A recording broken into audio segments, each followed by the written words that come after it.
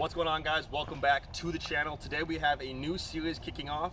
I'm going to be kind of trying to show you guys into kind of the mind of a pro disc golfer and kind of what we think about when we look at certain shots and certain, situations on the course.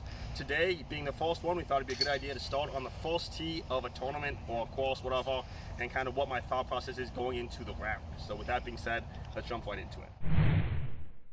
So it can be kind of easy to have some nerves going into that false tee shot. I actually kind of like to use those nerves. It kind of means that what I'm doing matters to me and that I want to be there. You can kind of use that excitement and adrenaline to your advantage. I do try to calm them and control them, but I don't try to get rid of them completely. It can also be easy to kind of overthink things on the false tee shot and maybe put too much stock into that false throw.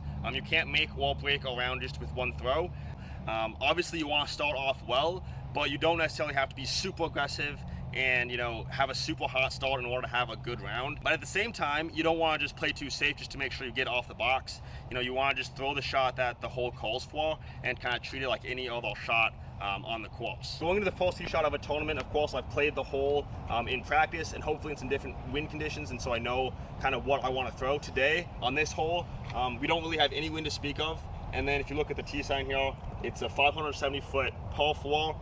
Pretty wide open, no real danger, so this is one where I really want to get aggressive. There's really no penalty for kind of messing up a shot, so playing too safe would be a definite mistake. I also can kind of use those nerves and adrenaline to maybe propel my shot even further and get that full 570. When I step up to this shot specifically, I'm thinking about being as aggressive as I can be. I'm trying to go full of basket and hopefully start off with a 2. And then right before the throw, I think one of the most important things on the false tee shot especially is going through your pre-shot routine. It can be really easy to kind of skip that just because of the adrenaline and nerves that we talked about. You kind of want to just get off the tee, but sticking to that pre-shot routine can be really helpful. And the last thing that goes into the false tee shot is what you're thinking about during the actual toss. For this hole, it's a max distance shot. I'm trying to throw it basically as hard as I can, so I don't really need to think about speed. I do need to think about my height and release angle. I want to make sure that I get it on the correct angle for it to get the most amount of kind of distance, especially with no danger on this hole.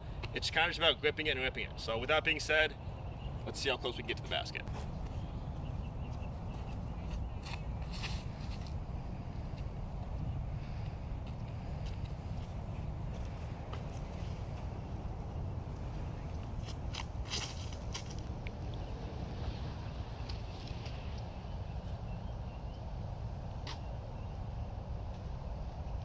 So as you can see, I got that one quite a ways down there. I should have a nice long look at the 2, but I don't want to let the fact that I just threw a good tee shot kind of distract me from focusing on my next shot. The next putt, that's the only thing I can control, so that's what I'm going to be looking forward to as I'm walking down the fairway. I don't want to think about this shot, whether it was good or bad. I just want to be looking forward, trying to finish the round as strong as I can. That is going to do it for this video. Hope you guys enjoyed watching. Hopefully you got some insight into kind of what we think about on the course. Hopefully I can make a lot more of these videos and kind of show you guys what we're thinking about in certain situations and different shot shapes and why we choose different throws. With that being said, thank you all for watching, and we will see you in the next video.